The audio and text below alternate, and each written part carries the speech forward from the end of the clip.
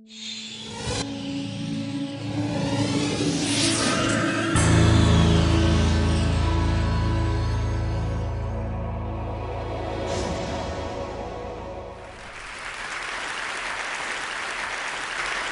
know, for me, the interest in contemporary forms of slavery started with a leaflet that I picked up in London. It was the early 90s, and I was at a public event, and I saw this leaflet, and it said, "There are millions of slaves in the world today," and I thought, no way, no way. And I'm going to admit to hubris, because I'm going to admit to you, I also thought, how can I be like a hotshot young full professor who teaches human rights and not know this, so it can't be true? Well, if you teach, if you worship in the temple of learning, do not mock the gods, because they will take you, fill you with curiosity and desire, and drive you with a passion to change things. I went out and did a lit review. 3,000 articles on the keyword slavery. 2 turned out to be about contemporary. Only 2. All the rest were historical. There were press pieces, and they were full of outrage. They were full of speculation. They were anecdotal. No solid information. So I began to do a research project of my own. I went to 5 countries around the world. I looked at slaves, I met slaveholders, and I looked very deeply into slave-based businesses. Because this is an economic crime. People do not enslave people to be mean to them. They do it to make a profit. And I got to tell you, what I found out in the world, in 4 different continents, was depressingly familiar. Like this. Agricultural workers in Africa, whipped and beaten, showing us how they were beaten in the fields before they escaped from slavery and met up with our film crew. It was mind-blowing. And I want to be very clear. I'm talking about real slavery. This is not about lousy marriages. This is not about jobs that suck. This is about people who cannot walk away, people who are forced to work without pay, people who are operating 24/7 under a threat of violence and have no pay.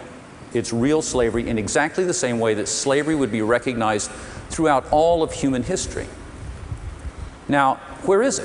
Well, this map in the sort of redder, yellower colors are the places with the highest densities of slavery. But in fact, that kind of bluey color are the countries where we can't find any cases of slavery. And you might notice that it's only Iceland and Greenland where we can't find any cases of enslavement around the world. We're also particularly interested and looking very carefully at places where slaves are being used to perpetrate extreme environmental destruction. Around the world, slaves are used to destroy the environment, cutting down trees in the Amazon, destroying forest areas in West Africa, mining and spreading mercury around in places like Ghana and the Congo, destroying the coastal ecosystems in South Asia. It's a pretty harrowing linkage between what's happening to our environment and what's happening to our human rights. Now, how on earth did we get to a situation like this, where we have 27 million people in slavery in the year 2010? That's double the number that came out of Africa in the entire transatlantic slave trade. Well, it builds up with these factors. They're not causal, they're actually supporting factors. One is we all know about, the population explosion. The world goes from 2 billion people to almost 7 billion people in the last 50 years. Being numerous does not make you a slave. Add in the increased vulnerability of very large numbers of people in the developing world, caused by civil wars, ethnic conflicts, kleptocratic governments, disease, you name it, you know it. We understand how that works. In some countries, all of those things happen at once, like Sierra Leone a few years ago, and push enormous parts, about 1 billion people in the world, in fact, as we know, live on the edge, live in situations where they don't have any opportunity and are usually even destitute. But that doesn't make you a slave either. What it takes to turn a person who's destitute and vulnerable into a slave is the absence of the rule of law. If the rule of law is sound, it protects the poor and it protects the vulnerable. But if corruption creeps in and people don't have the opportunity to have that protection of the rule of law, then if you can use violence, with impunity, you can reach out and harvest the vulnerable into slavery. Well, that's precisely what has happened around the world. Though, for a lot of people, the way they come into slavery today, the people who step into slavery today, don't usually get kidnapped or knocked over the head. They come into slavery because someone's asked them this question. All around the world, I've been told an almost identical story. People say, I was home, someone came into our village, they stood up in the back of a truck, they said, I've got jobs, who needs a job? And they did exactly what you or I would do in the same situation. They said, that guy looked sketchy. I was suspicious, but my children were hungry. We needed medicine. I knew I had to do anything I could to earn some money to support the people I care about. They climb into the back of the truck, they go off with the person who recruits them. 10 miles, 100 miles, 1,000 miles later, they find themselves in dirty, dangerous, demeaning work. They take it for a little while, but when they try to leave, bang, the hammer comes down, and they discover they're enslaved. Now, that kind of slavery is, again, pretty much what slavery's been through all human history. But there is one thing that's particularly remarkable and novel about slavery today, and that is a complete collapse in the price of human beings. Expensive in the past, dirt cheap now. Even the business programs have started picking up on this. I just want to share a little clip for you. Okay, lively discussion guaranteed here as always as we get macro and talk commodities. Continuing here in the studio with our guest Michael O'Donoghue, Head of Commodities at Four Continents Capital Management. And we're also joined by Brent Lawson from Lawson Frisk Securities. Happy to be here. Good to have you with us, Brent. Now, gentlemen, Brent, where's your money going this year? Well, Daphne, we've been going short on gas and oil recently and casting our net just a little bit wider. We really like the human being story a lot. If you look at a long-term chart, prices are at historical lows, and yet global demand for forced labor is still real strong. So that's a scenario that we think we should be capitalizing on. Michael, what's your take on the people story? Are you interested? Well, definitely. Non-voluntary labour's greatest advantage as an asset is the endless supply. We're not about to run out of people. No other commodity has that. Daphne, if I may draw your attention to one thing, that is that private equity has been sniffing around, and that tells me that this market is about to explode. Africans and Indians, as usual, South Americans, and Eastern Europeans in particular are on our buy list. Interesting. Michael, bottom line, what's your recommend? We're recommending to our clients a buy and hold strategy. There's no need to play the market. There's a lot of vulnerable people out there. It's very exciting. Exciting stuff indeed. Gentlemen, thank you very much. Okay, you figured it out. That's a spoof. Though I enjoyed watching your jaws drop, drop, drop until you got it. MTV Europe worked with us and made that spoof, and they've been slipping it in between music videos without any introduction, which I think is kind of fun. Here's the reality. The price of human beings across the last 40,000 years in today's money has averaged about $40,000. Capital purchase items. You can see that the lines cross when the population explodes. The average price of a human being today around the world is about $90. They're more expensive in places like North America. Slaves cost between $3,000 to $8,000 in North America, but I could take you places in India or Nepal where human beings can be acquired for $5 or $10. The key here is that people have ceased to be that capital purchase item and become like styrofoam cups. You buy them cheaply, you use them, you crumple them up, and then when you're done with them, you just throw them away. These young boys are in Nepal. They are basically the transport system on a quarry run by a slaveholder. There are no roads there, so they carry loads of stone on their backs, often of their own weight, up and down the Himalaya mountains. One of their mothers said to us, you know, we can't survive here, but we can't even seem to die either. It's a horrible situation, and if there's anything that makes me feel very positive about this, it's that there are also, in addition to young men like this who are still enslaved, there are ex-slaves who are now working to free others. or we say Frederick Douglass is in the house. I don't know if you've ever had a daydream about, wow, what would it be like to meet Harriet Tubman? What would it be like to meet Frederick Douglass? I've got to say, one of the most exciting parts about my job is that I get to. And I want to introduce you to one of those. His name is James Kofi Annan. He was a slave child in Ghana, enslaved in the fishing industry. And he now, after escape and building a new life, has formed an organization that we work closely with to go back and get people out of slavery. This is not James, this is one of the kids that he works with. He was hit with a paddle, in the hair. And this reminds me of my childhood when I used to work here.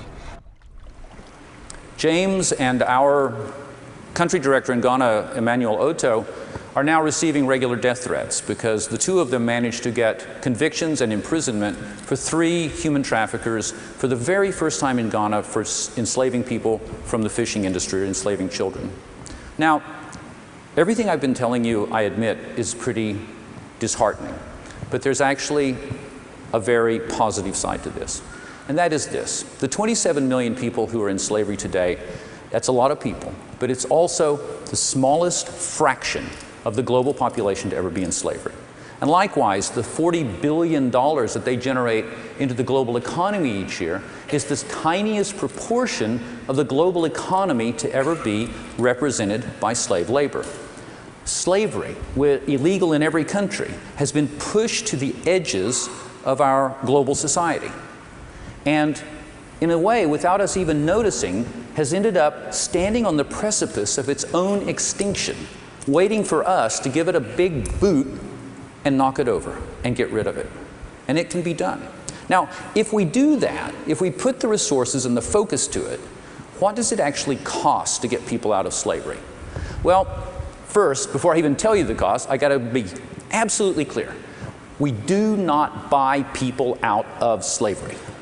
Buying people out of slavery is like paying a burglar to get your television back. It's abetting a crime. Liberation, however, costs some money. Liberation, and more importantly, all the work that comes after liberation. It's not an event, it's a process. It's about helping people to build lives of dignity, stability, economic autonomy, citizenship.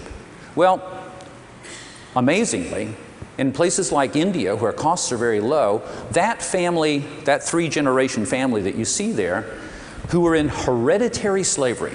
So the granddad there was born a baby into slavery, but the total cost, amortized across the rest of the work, was about $150 to bring that family out of slavery and then take them through a 2-year process to build a stable life of citizenship and education. A boy in Ghana rescued from fishing and slavery, about $400. In the United States, North America, much more expensive, legal costs, medical costs, we understand that, it's expensive here, about $30,000. But most of the people in the world in slavery live in those places where the costs are lowest. And in fact, the global average is about what it is for Ghana. And that means, when you multiply it up, the estimated cost of not just freedom, but sustainable freedom for the entire 27 million people on the planet in slavery is something like $10.8 billion. What Americans spend on potato chips and pretzels. What Seattle's going to spend on its light rail system. Usually the annual expenditure in this country on blue jeans. Or in the last holiday period, when we bought Game Boys and iPods and other tech gifts for people, we spent $10.8 billion. Intel's fourth quarter earnings, $10.8 billion. It's not a lot of money at the global level. In fact, it's peanuts. And the great thing about it is that it's not money down a hole. There's a freedom dividend. When you let people out of slavery to work for themselves, are they motivated? They take their kids out of the workplace. They build a school. They say, we're going to have stuff we've never had before, like 3 squares, medicine when we're sick, clothing when we're cold. They become consumers and producers, and local economies begin to spiral up very rapidly.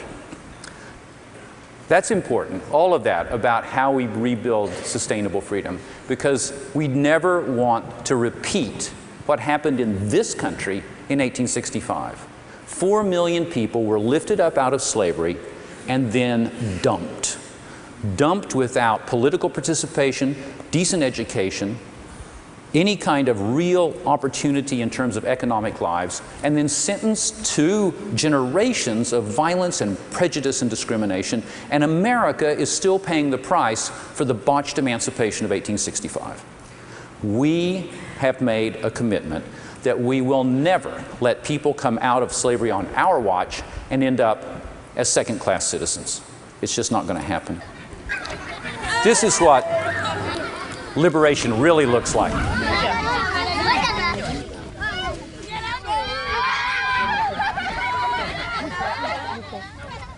Children rescued from slavery in the fishing industry in Ghana, reunited with their parents, and then taken with the parents back to their villages to rebuild their economic well-being so that they become slave-proof, absolutely unenslavable.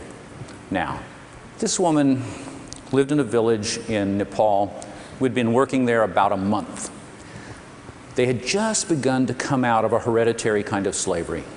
They had just begun to light up a little bit, open up a little bit. But when we went to speak with her, when we took this photograph, the slaveholders were still menacing us from the sidelines. They hadn't been really pushed back.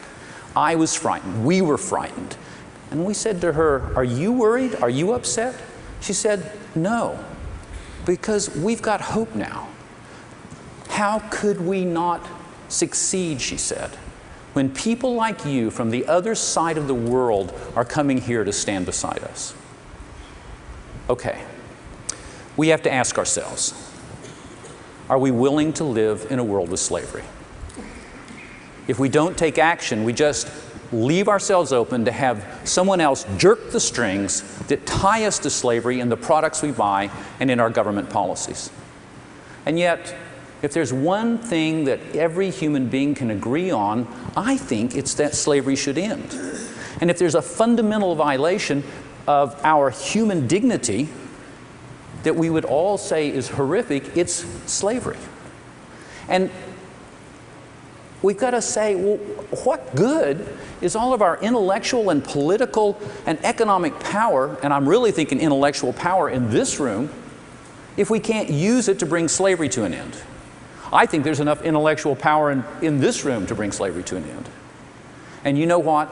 If we can't do that, if we can't use our intellectual power to end slavery, there's one last question. Are we truly free? Okay, thank you so much.